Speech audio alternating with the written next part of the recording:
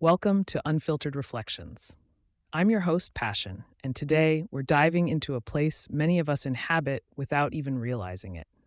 A place where the boundaries of self blur, where the whispers of others become our own internal monologue, and where the very essence of who we are can feel like a reflection in a funhouse mirror. We're exploring a concept that touches everything from the deepest corners of our personal identity to the broadest strokes of societal expectation. It's a subtle current, often unseen yet undeniably powerful, shaping our choices, our perceptions, and even our dreams.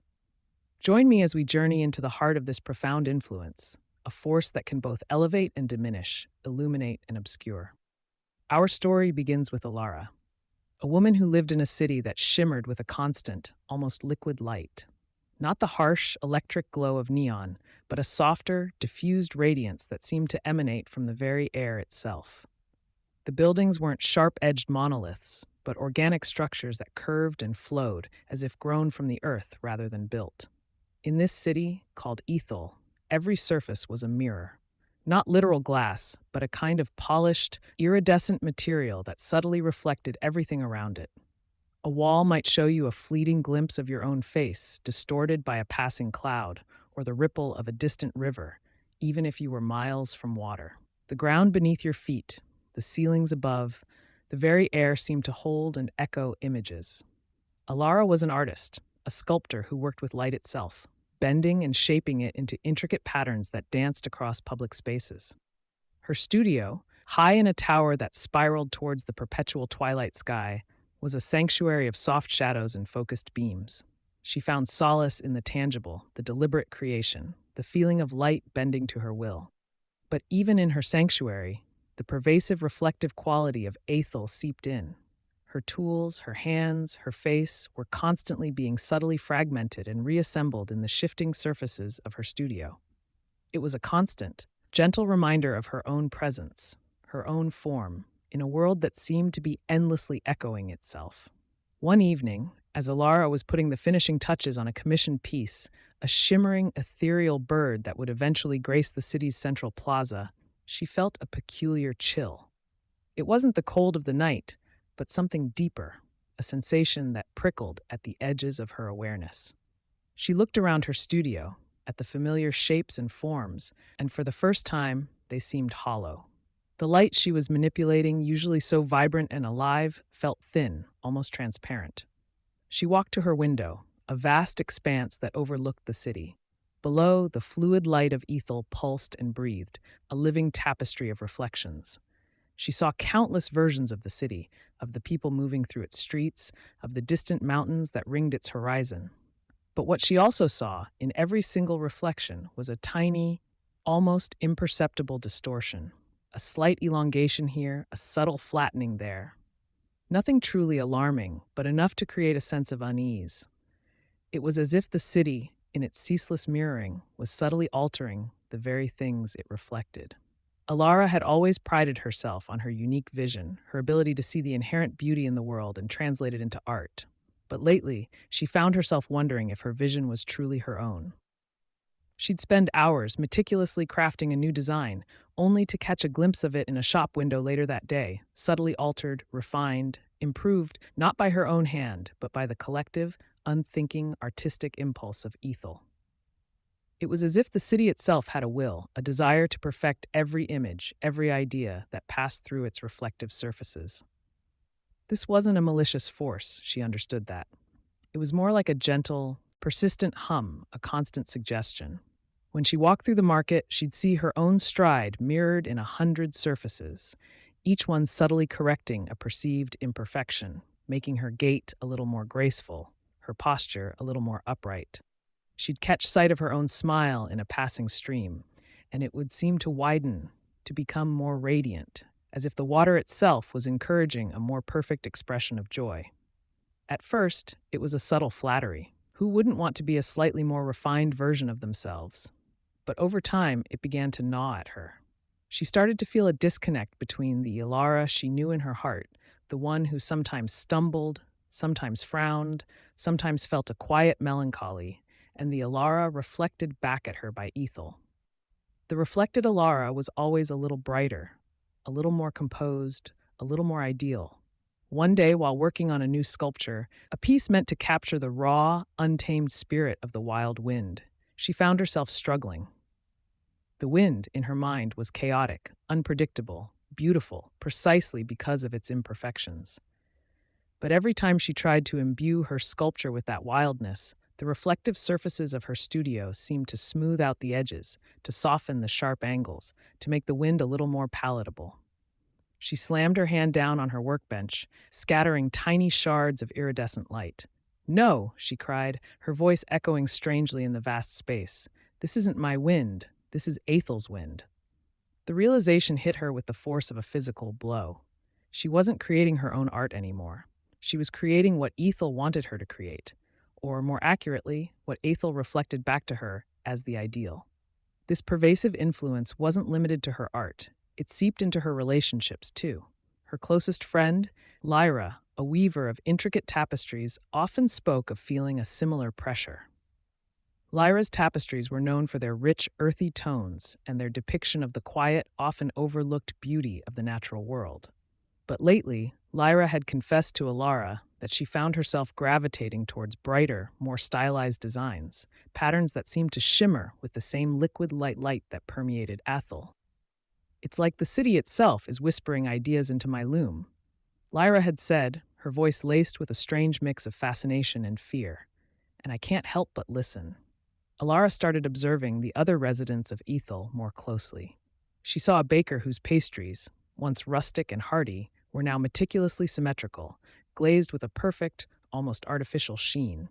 She saw a musician whose spontaneous improvisational melodies were slowly giving way to compositions of flawless, almost mathematical precision. Everyone, it seemed, was subtly conforming to an unspoken standard, a collective ideal that was constantly being reinforced by the city's reflective nature. The unsettling truth was that Ethel wasn't just reflecting their physical forms, it was reflecting their very souls, their aspirations, their creative impulses. And in doing so, it was subtly, almost imperceptibly, shaping them into something else, a more perfect, more polished, more uniform version of themselves. One night, Alara had a dream. She was standing in the center of Ethel, and the city's light was blinding. Every surface was a mirror, and in each mirror she saw a slightly different version of herself. One was taller, one thinner, one with brighter eyes, one with a more confident smile. And then slowly, these myriad reflections began to merge, to coalesce, until there was only one image left: a perfect, radiant, utterly unfamiliar woman. And as she looked at this flawless reflection, she felt a profound sense of loss, a chilling emptiness. She tried to reach out to touch it, to see if it was real, but her hand passed right through, leaving only a ripple in the liquid light. She woke with a gasp, her heart pounding. The dream was a turning point. Alara realized she couldn't continue living this way. She couldn't let the city dictate who she was, what she created, what she felt. She needed to find a way to break free from this constant, subtle pressure. She began to experiment in her studio. She started using materials that absorbed light rather than reflected it. Dark, matte stones, rough-hewn wood, unpolished metals. Her early attempts were clumsy, almost ugly, in contrast to the shimmering perfection of Ethel. But there was a raw honesty to them, a defiant refusal to be smoothed and perfected. Her first truly revolutionary piece was a sculpture of a gnarled, ancient tree, its branches twisted and broken, its bark scarred by time and weather. She rendered it in a deep, obsidian-like stone that seemed to swallow the light, creating a stark silhouette against the perpetual twilight of Ethel. When she displayed it in her studio, the other reflections in the room seemed to shrink back, as if intimidated by its uncompromising presence. It was imperfect, asymmetrical, and utterly, undeniably hers. Word of Alara's new work spread quietly through Ethel. Some found it jarring, even ugly, accustomed as they were to the city's flawless aesthetic, but others, a growing number, felt a strange pull towards it. Lyra, her friend, was among the first. She visited Alara's studio, her eyes wide with wonder as she traced the rough contours of the stone tree. "It's real," Lyra whispered, her voice thick with emotion. "It feels like me." Inspired by Alara's courage, Lyra began to weave tapestries that defied Ethel's polished ideal. She used uneven threads, deliberately introduced snags and imperfections, and depicted scenes of raw, unvarnished nature: a storm tossed sea, a crumbling cliff face, a tangled thicket of thorns. Her new work was met with a similar mix of confusion and profound recognition.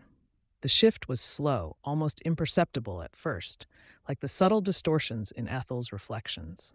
But it was happening. People started to experiment, to embrace their own unique flaws and quirks. A baker began to make bread with intentionally uneven crusts, celebrating the beauty of its natural rise. A musician started incorporating dissonant chords and unexpected rhythms into their compositions, finding beauty in the unexpected. Alara realized that the city's pervasive reflection wasn't just a force of homogenization, it was also a canvas that could, with enough intention and courage, be painted with individual truths. The reflections wouldn't disappear, but their power to dictate would diminish as people consciously chose to project their authentic selves onto them. One day, Alara stood before her obsidian tree sculpture, the one that had started it all. She looked at its rough, imperfect surface, and then she looked at the subtle reflections of herself in the polished floor of her studio. For the first time, she saw a clear distinction. The Alara in the reflection was still a little brighter, a little more composed, a little more ideal. But it no longer felt like a demand. It felt like a suggestion, a gentle echo, easily ignored. She knew who she was, and it wasn't the woman in the reflection. It was the woman who had created the imperfect, beautiful tree. The city of Athol remained a place of shimmering light and endless reflections. But something fundamental had changed within its inhabitants. They had learned to see past the polished surface, to recognize the subtle, almost hypnotic influence that had been shaping them. They had discovered the power of their own internal compass, their own unique truth, even in a world that constantly mirrored back an idealized version of themselves. It was a quiet revolution, fought not with weapons or protests, but with individual acts of self-acceptance and artistic defiance.